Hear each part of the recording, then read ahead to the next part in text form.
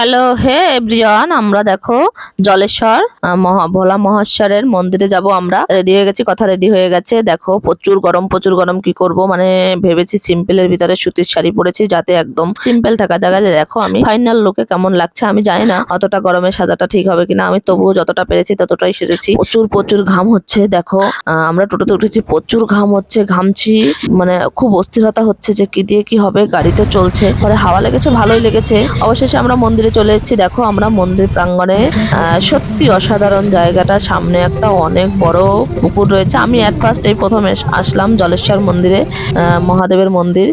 খুবই সুন্দর, একটু পাহাড়ের মতো করেছে, অনেক বড় চূড়া রয়েছে মন্দিরটার। মেয়ে তো পুকুর দেখে কি করবে, মনে হচ্ছে যেন ঝাঁপ দিয়ে পড়ে যাবে। এখানে করছে ওখানে করছে, পা ধুতে চলে গেছে। মা আমি একটু পা ভিজাবে। ভিজা না, কি হয়েছে? আচ্ছা কেউ কিছু বলবে না? না রে, কিছুই বলবে না ও। সত্যি মন্দিরটা অসাধারণ উঁচুতে রয়েছে, দেখে খুবই ভালো লেগেছে। জুতা খুলে একটু জল ধরতে ভয় ভয় পাচ্ছে।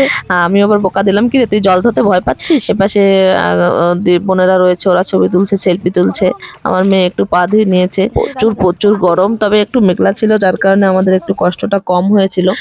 কোথা থেকে একটা ভক্ত চলে এসছে, একটু মায়ের আদর খেয়ে নিয়েছে। এটা আমার একটা বোন, সত্যি ও আমাকে খুব ভালোবাসে। ও বললো দিদি আমার খুব ভালো মানে শরীরটা খারাপ লাগছে, চলো না একটু কোথাও দিয়ে মানে ঘুরে আসি, মনটা খারাপ লাগছে। শরীর খারাপ না, মনটা খারাপ ওর। আচ্ছা ঠিক আছে চল তাহলে ঘুরে আসি। ভাইও আসছে, ওই যে আমার ভাই দাঁড়িয়ে আছে, বললো এখানে আয়, এখানে এসে বস। ও আবার একটু মায়ের আদর খেয়ে নিচ্ছে। মানে দেখো সত্যি ওরা হয়েছে ভক্ত। ওরা যদি কারো আদর ভালোবাসা পায় না, তাদের কাছ থেকে যেতেই চায় না। মেয়ে আবার বলছে মা তোমার ব্যাগ নাও। আমি বলছি ব্যাগটা রাখ না, মন্দিরের পাশে এসে যখন একটু ঘুরে ঘুরে দেখি সবাই এখানে এসে শুয়ে আছে। আমাদের একটু দেরি হয়ে গেছে আসতে মন্দিরটায়। এই যে দেখো বাবা ভোলা মহেশ্বর, বাবা সবাইকে ভালো রেখো এই জগৎ সংসারের। এপাশে আর একটা নতুন মন্দির হচ্ছে। সত্যি জায়গাটা একদম নীরব, মানে নির্জন। যদি কারো মনে হয় যে আমি একটু কোলাহল থেকে একটা নীরব জায়গায় একটু সময়ের জন্য শান্তি সঞ্চয় করতে চাই, অবশ্যই অবশ্যই তোমরা এই মন্দিরে যাও, গিয়ে সেখানটায় ঘুরে আসো। তবে একটু গরম হলে তো অসুবিধা। ওখানটায় কিন্তু ফাঁকা মাঠ রয়েছে এবং পুকুর রয়েছে, যার কারণে হাওয়া রয়েছে। খুবই সুন্দর জায়গাটা।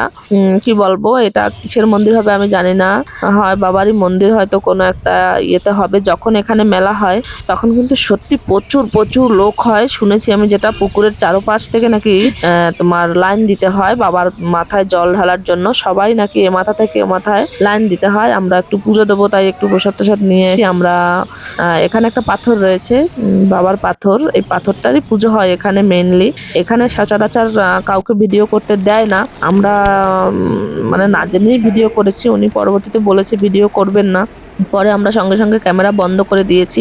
ক্যামেরা যেহেতু করেছি, সবাই এই দর্শনটা করো বাবা। তাই সবাই এই যে দেখো এই পাথরটাই হয়েছে এখানে জাগ্রত, খুবই জাগ্রত বাবা। সবাই আসবে, পুজো দেবে। আমরা পুজোতে বসে গেছি। ভোলে মহেশ্বর সবাইকে তুমি ভালো রাখো, সবাই যেন সুস্থ থাকো, তার মা সন্তানকে নিয়ে যেন ভালো থাকে। আমার কাছে একটাই প্রার্থনা তোমার। আমরা ব্রাহ্মণের মন্ত্র পড়ে পুজো দিয়েছি, অবশেষে পুজো দিলাম। পুজো দিয়ে আমার মনে হলো মা মেয়ে আমরা সবাই একটু মন্দিরের চারপাশটা ঘুরবো। এই যে আমরা তিনটা ইয়ে করলাম, ঘুরে নিয়েছি, পরিক্রমা করে নিয়েছি। এই যে দেখো এখানে মন্দিরের গায়ে সুন্দর সুন্দর বাবার লীলা লীলা ধরে রেখেছে, যা সত্যি মন মুগ্ধকর, চোখ ইয়ে করার, চোখ নন্দন। যাই হোক আমরা তিনবার ঘুরে নিয়েছি মন্দিরের চারপাশটা ঘুরে ঘুরে, বাবাকে প্রণাম করে যার যা মনস্কামনা ছিল আমরা চেয়ে নিয়েছি বাবার কাছে।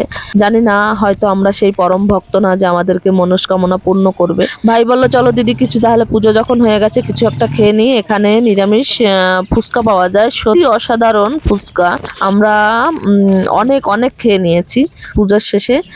গপ গপ করে ফুচকাগুলো খেয়েছি। আমি কিন্তু খুব একটা সচরাচর ফুচকা খাই না, খুবই কম ফুচকা খাই।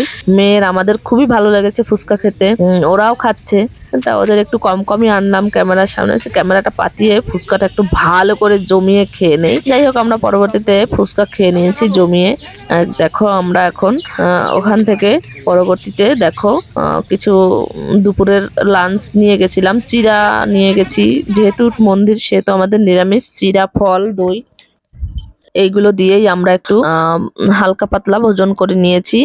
অনেক পাখি রয়েছে, ছাগল রয়েছে, ওরা না সত্যি বাবার বড় ভক্ত। জানা হলে দেখো আমাদের আশেপাশে এসে, এই দেখো চড়ুই পাখি একটা। আবার এখানে জানো তো ওদের বাচ্চারাদের সাথে করে বাবা মা নিয়ে এসছে এবং ওদেরকে খাওয়াচ্ছে। যে দেখো ওখানে রয়েছে দুটো বাচ্চা। এই যে দেখো আমাদের চিড়া খাওয়া শেষে আমরা আবার একটু হালকা পালকা ফলের সালাদ কেটে খেয়ে নিলাম। পরে আমরা বাড়ির উদ্দেশ্যে রওনা হয়ে চলে আসলাম। ভালো থেকো সবাই, অবশ্যই বাবার মন্দিরে যাবে।